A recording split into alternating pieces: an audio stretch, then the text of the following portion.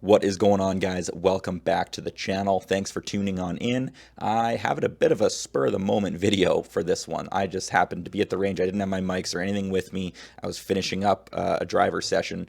A guy happened to see me, came over, we started chatting, and he actually lent me his Trackman. So as you can see by the thumbnail and the title of this one, we're putting up the Flightscope Mevo Plus with Pro package against the Trackman 4. So we're going to launch the video. I'll overlay all the data on each shot, and then at the end, we're going to take a deeper dive into all of the data parameters on the Excel spreadsheet of Flightscope and Trackman. There's a lot of content creators and launch monitor comparisons out there. I personally haven't seen any that dive as deep as I would like to go.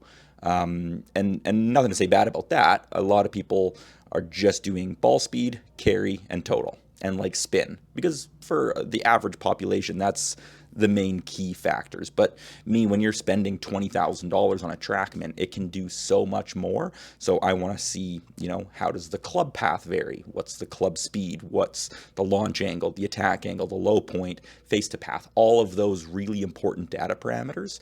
I like to see how close Flightscope is being $20,000 less. So without further ado, let's watch me hit some shots here, and then we'll see you back in a couple minutes and we'll go over the spreadsheet.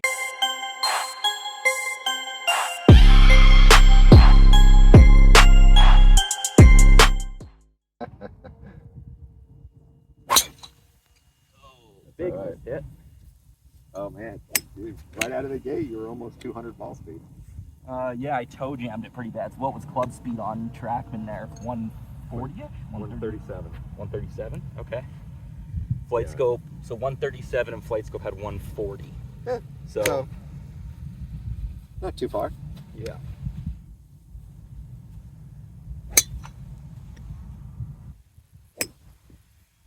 A little toey, but it's better. What was your club speed on that, out of curiosity? See, look at how far off that is. That's crazy. I had 142, and you got 135. And you had, but the ball speed's identical. So that's funny, because that's what Dan was telling, like the guy who has the PRGR, he has access to a Trackman. Oh, yeah? He's put up the PRGR to the Trackman, and it's identical. Yeah. Oh, interesting. But then the Flightscope, see, I get stoked, or I did so much practicing, and I thought I'm swinging fast, but I can't connect with the ball. And that's what I thought was happening because of Flightscope. And then I have this face spray, so I'd spray the face, and I'd be hitting okay shots. I'm like, why? Yeah. And then I just found out Flightscope's club speed is way higher. So, yeah, this is kind of proving that.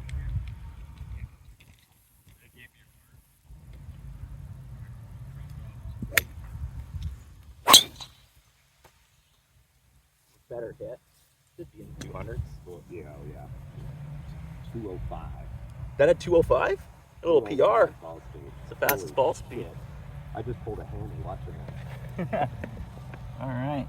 That's actually a PR ball speed for me with range My balls. club speed and ball speed is identical to Nelly Club. So, what did club speed say for you on that then? Okay, so that one's close. 138 and 139. Oh yeah. So it's weird You're how, not far off at all. because I'm always going to trust Trackman. That's like the world number one, Yeah. right? Yeah, he was far less inside to out on it. Okay, try and amp it up.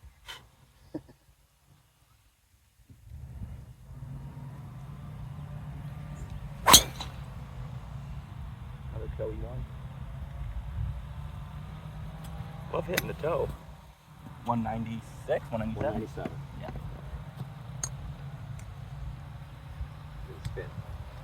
1358. Yeah, that'd be great if I could hit a good shot. That's amazing. So 1358 on Trackman, 27 on Flightscope. Okay. It's funny because it's almost at a point where Flightscope, because I know that's $20,000, but Flightscope being 4, it's a lot of money to spend on something that you can't trust. Couldn't agree more. Because if spin and launch, like let's look at. So you said earlier, Mike, you'll stand out here, a guy like you, you'll sit out here and start adjusting and adjusting. When you on didn't false need to. numbers. Yeah. 100%. Because what's, can I see that for a second? I just wanna, Fine. so launch angle, Trackman has 12. Flightscope has 10. We've got 198 ball, that's close enough. club path -7, and that's 10-7 left. So it's the same direction, but that's reading 10 degrees or 3 degrees more. Interesting. Base to path -2, and that's got 5 degrees right. So again, 3 degrees off on both fashions. Right. So, I mean, yeah, Flightscope's just, and then the spin. What's your path? I like my path to be always to the left a little bit because I like a high draw, ideally 3 degrees. So that one was really swooping. So that's 7 degrees, but it just shows like why spend 4, because at that point, I would rather have the $200 PRGR just to look at club and ball speed. For sure. Like why have, but it's crazy to me. How do you not have a unit that's more accurate between $200 and $20,000? So Yeah, I'm with you. yeah. All right. See how high we can take the ball speed, please.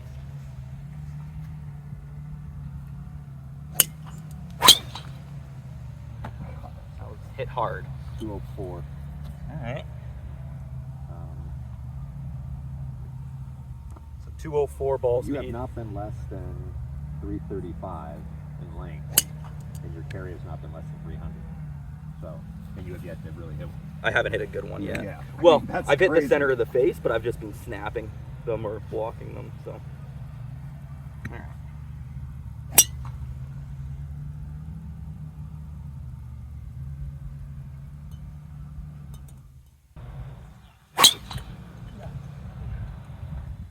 All good. Yeah, your ball speed's up to 206. That was the highest. 206. All right. Club speed 138, and your spin's low. That was 1900. Not bad. That's right? a great shot. Yeah. Yeah, If I can. good. What did club speed pick up You know what on? your total distance was?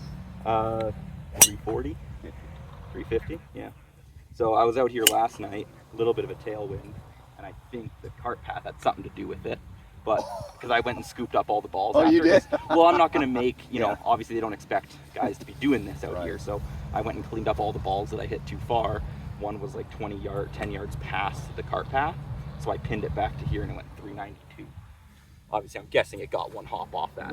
Maybe. Cart but path, Even but- if it did. Yeah. How do you find these golf balls compared to? These are the your- best, you know what, you funny you mention that. These are the best range balls I've hit in my life. Oh, great. That's Includes good to Pebble know. Beach. Oh, okay. Good to know. Because these are all brand new. I haven't found a bad ball. Oh, I know it's an inconsequential number, but I just am shocked by the spin rate. I thought that would be. I just thought you'd be way up in the 4s and 5s. I've worked quite a bit to try and lower That's that spin amazing. because I did used to do. Oh There boy. we go. Oh boy. All right, come on, give us some numbers. 204, Okay, another 204. 138. Yeah. The spin. And there's 28, Okay. and then another 350 total.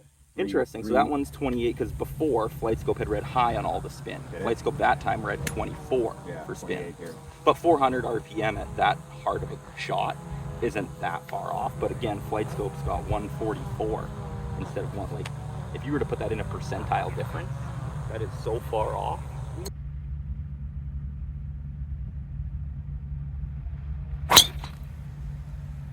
Okay, that one I gotta see. That one sounded good. That one did sound pretty good. Blocked it, but it was fast. See, only 133 club speed. Yeah, that was 200. Very low spin. Yeah, I'm actually. That's the longest one I've seen. 354. Yeah, I'm happy to see the spin numbers on Trackman because I've never been able to trust the spin on. See what that tells me Flightscope. though.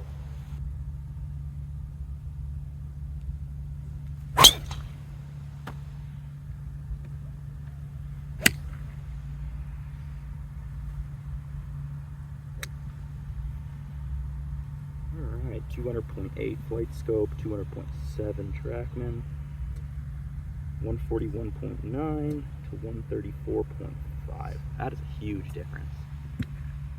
Holy.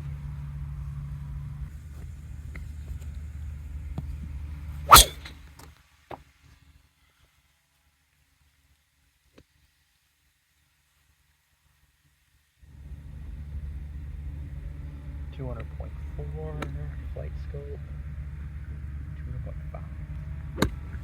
200.5. Finally had our closest one. What'd you get? Flightscope at 200.4 and Trackman at 200.5. Oh, there you go.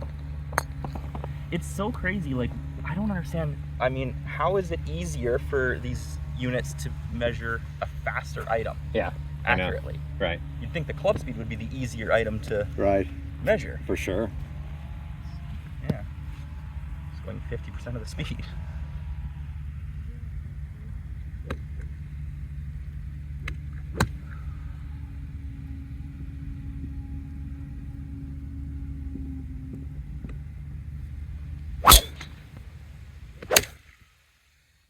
That one I felt like I turned really well. Let's see.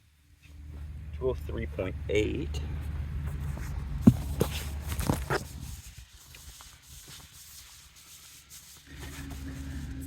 Trackman 203.6 at 136.6.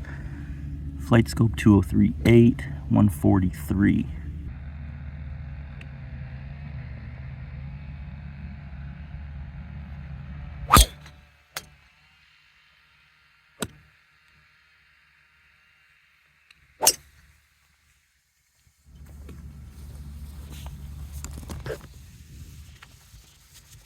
Take a look what we got here.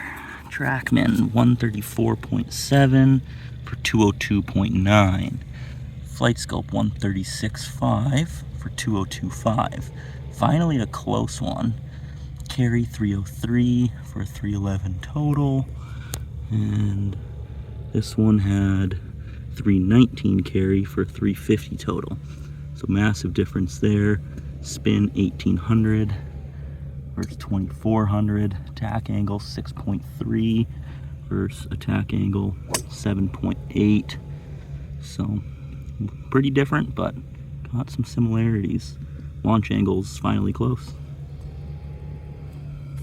All right, so we saw a lot of the shots there, folks. Now we've got all of the averages written out. So I took my first page of both screens, which was 18 shots, and I based my averages on that. So looking at the first one here, club speed, probably the biggest variance in anything we've seen, 141.4 on Flightscope to 135.8 on Trackman. So, I mean, massive difference right off the hop, and that just goes to show, you know, what I've struggled with Flightscope, you know, telling me that I'm swinging fast, but the ball speed isn't translating. So to me, I'm thinking I'm not hitting the center of the face. I have to hit better quality golf shots. But the reality of the situation was I wasn't. I'm just not swinging as fast as it's saying I am. So, yeah, club speed really, really far off. Attack angle, so angle of attack, pretty far off in this instance as well. Trackman average just over 6, and Flightscope average 4.9. So there's a few outliers. Like when you look at shot for shot, there's some instances where we're talking like there's a 3-degree difference, 4-degree difference on one shot. But obviously that's why we look at averages. It brought it down to 1.5 to 2, which, in my opinion, angle of attack is something that you need to have within a variance of 0.5 to 0.75 of a degree, because at 2 degrees of difference of your angle of attack, that's going to change your launch angle, which is going to change your spin, which is going to change your carry and your descent angle. Like a ton of things are correlated through your angle of attack. Club path, we've got 7.2 degrees left on Flightscope and 9.1 degrees left on Trackman. This is a little bit harder of one to take averages into consideration because with 2 radar-based launch monitors, you have to set them up like side by side behind your golf ball. So you can only get them on your target line as close as you kind of can. So in most radar monitors, I would consider 0.5 of a degree variance allowable. In this sort of test, a degree is more than fine, just because, you know, it's hard to start a ball on the same line every single time and have those things lined up on that same line. So in tests in the past, I've actually seen Flightscope overread the club path. So I always hit a high draw, so I'm always swooping it pretty far left on the club path. But I think on GC3 in that comparison, I'd have to go back. We'll link that video down below and in the outro of this video. But like if that was 7.2 on Flightscope, I think we would be seeing like a a 4.8 or 5 point something on GC3. So for Trackman to read 9, I think that was more of not necessarily a setup error, but me not being able to set them up close enough to have that same target line. That's just the reality of the situation when you're comparing two radar-based monitors. Next data parameter we're going to look at is ball speed. That, to me, is the only allowable variance in this entire test. 198 average on Trackman over 18 shots, and 199 average on Flightscope over those same 18 shots. So why ball speed can be the most accurate measurement when it's the fastest moving object in the golf swing, I have no idea. Like in your club speed, the radar monitor should be able to pick up, this much of your club head traveling before impact, roughly. So why can that not pick up the speed as accurately as the ball, which then leaves at a much faster rate and is out of the hitting zone in the blink of an eye? I'm not a scientist. I have no idea. All I know is ball speed was bang on. Looking next at launch angle. So this doesn't directly correlate with angle of attack because it depends on where you hit it on the face. If it's launching high or low, like lower on the face you hit it, it's going to launch low, higher is going to launch higher. But we had 9.9 average on Flightscope and just under 11 on Trackman. So 1.5 to 2 degrees off on launch angle. This kind of correlates again angle of attack, where I'd say 0.5 of a degree is a fair allowance for your variance. Getting up near 2 degrees on launch angle is going to change a lot. It's going to change the height of your golf ball. It's going to change your carry, which changes the descent angle, just like angle of attack. So I'd like to see Flightscope get closer on launch. I've personally done enough testing to know that Flightscope always reads low on launch angle. So I take it with a grain of salt. If I'm practicing on Flightscope and I see it, I just know generally to add 2 degrees. And that's kind of what it comes down to. If you're going to have a cheap launch monitor, that's okay, but you need to go and test it against the heavy hitters in the realm of launch monitors to know, okay, are you reading high or low on spin? Are you reading different on launch? And then you just do the math in your head to know what you're doing when you're hitting it. So launch angle pretty far off. And then spin rate. This one's really, really tricky to take an average on over, 18 shots, because in some instances, you had Flightscope reading low spin, but on average it was reading way higher of spin. But just on like the first shot, for example, now granted, Trackman didn't even pick up the spin on the first shot, so we didn't use that in the study, if you will. But I snap hooked it. Like, it was a terrible golf shot, and Flightscope had something in their algorithm that thought it spun 2300, and it didn't. It probably spun 1200 or something so low that's how Trackman didn't even pick it up. And, Flightscope saying it carried 268 yards, whereas Trackman saying it went 182. Well, it probably did only carry 182 because the thing apexed at probably 50 feet in the air and then just dove because it had such low spin. So that's where spin is tricky to get an accurate variance on. You'd have to look at it, I'd say, shot by shot, because in this case, if Flightscope is 1,000 high on one, but 1,000 low on the other, that variance is technically 2,000 RPM out on 2 shots. But the way I've calculated it, if it's up or down, they've kind of negated each other. They've equaled each other out, which you shouldn't do when you're looking at averages, because when I did this, Trackman averaged 2383 and Flightscope averaged 2581. So ironically, in 18 shots, it shows as if it's only a 200 RPM difference. So most people would look at that and be like, blah, blah, blah, Flightscope's so good. When in reality, there's a lot of outliers that were super, super high, super, super low, like really far off, and then they ended up averaging and equaling each other out. So that's kind of tough to look at. But I'd say on average, guys, I'm noticing Flightscope reads probably 500 to 800 RPM higher than Trackman, was what I saw on like a shot-for-shot basis. And then the carry and total difference, it gives us the exact same problem that the spin gave us, just because, when you're dealing with a ton of golf shots, and like the first one, for example, when Flightscope says 268 versus Trackman at 182, well, there's an 80-yard difference in one golf shot where Flightscope is reading high.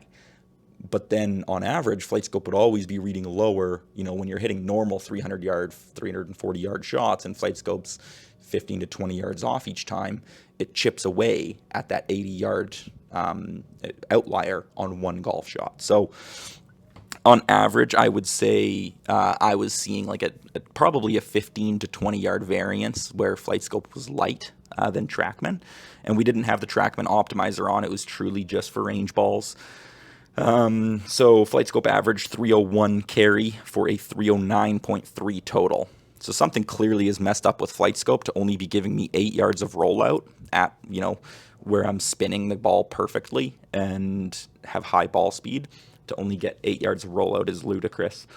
And then Trackman had a 284.1 carry average for a 317-yard total, which makes sense. And keep in mind, guys, this is like going for kind of ball speed, and so I snap hooked a ton of these shots, and that's how you're going to kill a lot of these averages. Like when you see a long driver putting up 284, it's pretty embarrassing. But keep in mind, some of these shots were literally, 100 yards of carry. So in one shot, you dummy down that average by 200 some odd yards. So it starts to obviously add up when you snap hook 10 out of your, or 5 out of your 18 shots or whatever. So, yeah, that's kind of a quick synopsis diving into more than just your ball speed carry total, like most content creators will do.